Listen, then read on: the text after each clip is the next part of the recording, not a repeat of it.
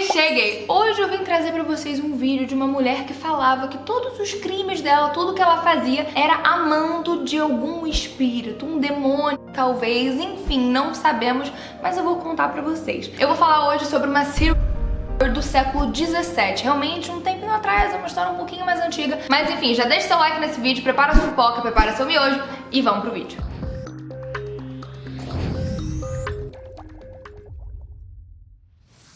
Elizabeth Ridgway foi uma mulher que nasceu na década de 50, do século 17, só que não tem muita, informação sobre a vida dela, sobre as coisas, datas específicas. Só se sabe que foi mais ou menos por volta de 1653, na cidade de Ipswich, na Inglaterra, que ela nasceu. O nome dela de nascença era Elizabeth Husband, só que depois de um casamento dela, que vocês vão entender o rolê, ela mudou pra Ridgway. A infância dela foi um padrão, de família normal. O pai dela era fazendeiro, naquela época a mãe dela era dona de casa. E de fato, como eu falei, não tem muito detalhe sobre a infância dela, o que ela fazia, o que ela gostava, o que ela deixava de gostar. Só se sabe que a cidade que ela vivia era um pouco conturbada, sempre estava acontecendo algum crime, enfim, era meio estressante viver no local. A família da Elizabeth era, muito religiosa, eles sempre estavam indo pra igreja, era uma família bem, conservadora, digamos assim. Só que ela tinha um temperamento um tanto quanto diferente, ela sempre era muito autoritária, ela sempre queria as coisas do jeito que ela queria, se não fosse do jeito dela, ela não gostava. E ela era muito explosiva, digamos assim, o que dificultou a vida dela em convivência com a família. A mãe e o pai dela não tinham uma convivência muito boa com ela, mais em específico a mãe dela, que tava com ela 100% do tempo. O problema real, da Elizabeth era que ela não sabia lidar com ordens. E vocês já sabem que, hoje em dia é óbvio que os pais dão ordens, nos seus filhos, vai lavar louça, vai não sei o quê. Imagina em 1600 e bolinha como as ordens deviam ser um pouco mais rígidas, digamos assim. A casa era literalmente um ambiente de briga, eles só brigavam o tempo todo e ela tinha muitos picos de raiva. Então já dá pra entender que a vida e convivência na família não era a das melhores. Mesmo com todas essas confusões dentro de casa, ela não foi aquele típico,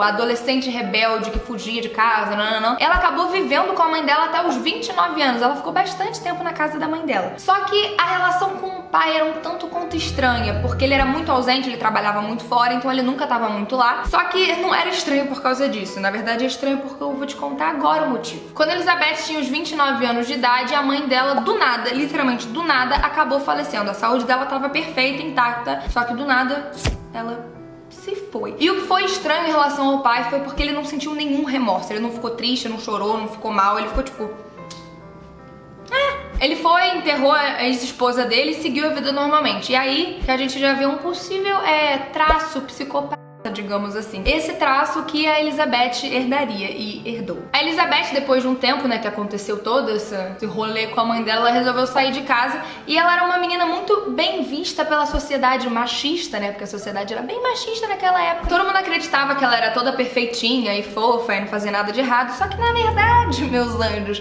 ela tinha fugido de casa. Ela na verdade não só resolveu sair porque ela queria seguir a vida dela. Não, ela fugiu de casa porque ela mesma acabou tirando a vida da mãe dela. Olha que tranquilinha. Ela tirou a vida da mãe dela e o motivo, você me pergunta, eu te respondo. Uma daquelas brigas que eu já falei pra vocês que elas tinham direto. Com esse perfil dela de fofinha, de perfeita, não demorou muito pra ela conseguir um emprego. Ela foi contratada pra ser empregada doméstica numa casa, de pessoas bem ricas, digamos assim. E como ela não tinha muito contato com pessoas, ela sempre tava na fazenda do pai, naquela bolha, literalmente, da fazenda. Na igreja ela também não conversava muito com as pessoas. Foi a primeira vez que, de fato, ela começou a interagir e ter seus primeiros pretendentes. Desses pretendentes, dois chamaram bastante atenção. Um que era o John King e o outro era o Thomas Ridgway. Nossa, deu até um trava-língua aqui, mas... E os dois eram o extremo oposto um do outro. O John também trabalhava servindo a casa, ele também era empregado doméstico naquela casa e eles, tinham uma semelhança por causa do trabalho e afins. E o Thomas, ele era mais rico, ele mesmo tinha os empregados dele, ele trabalhava como alfaiate, ele era mais rico, digamos assim. E no final das contas, como ela queria dinheiro de fato, a gente já entendeu qual homem que ela escolheu, A Elizabeth, ela era meio, como é que eu posso dizer? Ela enganava bastante as pessoas, ela conhecia o cara, seduzia ele, prometia amor, falava que ia casar com ele, ter filhos, só que ela falava isso pra todos os caras, ela falava isso literalmente pra todo mundo e todo mundo caía na dela. E ela fez isso tanto com o John quanto com o Thomas, então ao mesmo tempo os dois tinham certeza que iam casar com ela, só que no final só um deles se casou, O Thomas Ridgway fez a Elizabeth passar de Elizabeth Husband pra Elizabeth Ridgway, só que antes deles se casarem acabou acontecendo uma coisa meio esquisita na casa. Um dos caras que trabalhavam ali naquela casa como empregado também, ele acabou falecendo da mesma maneira que a mãe da Elizabeth, e enfim, que será que aconteceu? Quem foi? A Betinha. A Betinha. A Betinha, querido. Só que naquela época, o que é horrível, ninguém acabou ligando e ninguém deu muita importância pro falecimento desse menino. Elizabeth, não satisfeita de ter tirado a vida desse homem, ela ficou com um pouco de receio do Thomas, o atual marido dela, descobrir do outro caso dela, que o cara, né, o John, enfim, que ia também se casar com ela também tinha prometido tudo aquilo pra ele. Ela ficou com medo do Thomas descobrir sobre o affair dela e ela resolveu que seria uma boa ideia tirar a vida dele também, só pra, tipo, tirar todo mundo da reta. Então, pra ela garantir que o casamento com o Thomas ia dar tudo certo, ela resolveu dar uma dose um tanto quanto extremamente alta pro John. Tão alta que o estômago dele ficou completamente destruído, as entranhas dele ficaram expostas e o sangue dele ficou completamente preto, pra vocês terem noção com a quantidade de veneno que essa mulher botou pra ele. Nossa, veneno. Aquele famoso né? Barata com a bazuca. Nossa, pra que tudo isso? A Elizabeth achou que agora tava tudo de boa, ela já tinha o que ela queria, né, que era um marido rico pra, enfim, ter tudo o que ela queria.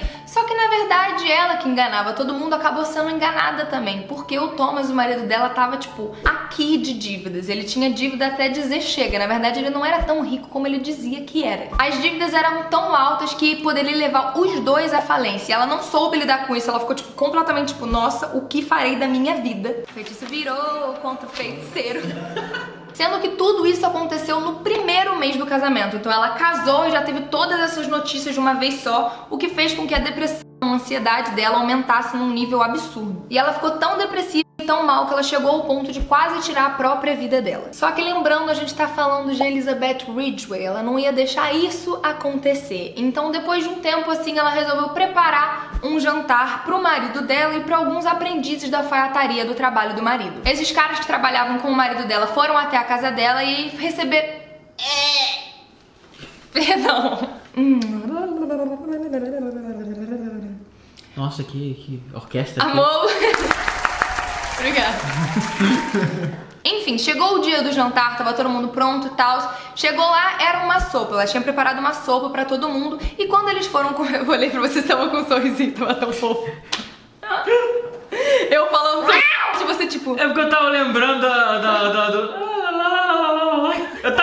eu tava olhando pro foco, mas lembrando do bagulho. Eu tava olhando aqui, ele tava tipo cantando a musiquinha na cabeça dele, sabe? O Thomas, o marido dela, quando começou a comer a sopa, falou que tava alguma coisa estranha, que tinha alguma coisa estranha naquela sopa, como se tivesse meio uma textura de areia, como se fosse um pó. Pouco tempo depois da meia-noite, o Thomas já tava sem vida, só que foi aí que ela cometeu esse vacilo. Como ela tinha feito, né, cometido esse ato na frente de outras pessoas, ela virou um alvo de desconfiança. Eles ficaram tipo, o Thomas falou que ele tava sentindo esse gosto de areia, como se fosse um pó, e aí do nada ele faleceu, tipo assim... Quem foi? O que aconteceu? E só na sopa dele? Como disse o Moon, a sopinha de dormir.